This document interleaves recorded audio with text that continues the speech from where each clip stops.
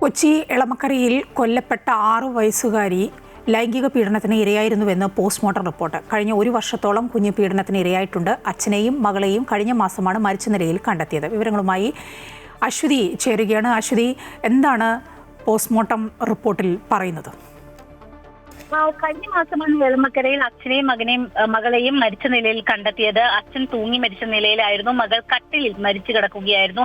ഈ മകളെ കൊലപ്പെടുത്തിയതിനു ശേഷം അച്ഛൻ ആത്മഹത്യ ചെയ്തത് എന്നാണ് പോലീസിന്റെ പ്രാഥമികമായ നിഗമനം. പക്ഷെ പിന്നീട് ഈ കുട്ടിയുടെ പോസ്റ്റ്മോർട്ടം നടത്തിയതിനു ശേഷമാണ് ഇപ്പോൾ ഞെട്ടിക്കുന്ന വിവരങ്ങൾ പുറത്തു വന്നിരിക്കുന്നത്.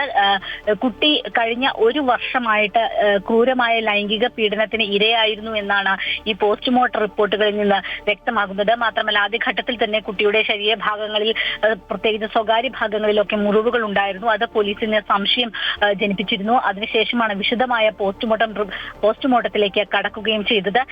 ഈ മരിക്കുന്നതിന് മണിക്കൂറുകൾ മുൻപും കുട്ടി പീഡനത്തിന് ഇരയായിട്ടുണ്ട് എന്നതാണ് പോസ്റ്റ്മോർട്ടം റിപ്പോർട്ടിൽ നിന്ന് വ്യക്തമാകുന്നത്. ഇതിൽ കുട്ടി ഈ ദമ്പതികളുടെ ഏക മകളാണ്.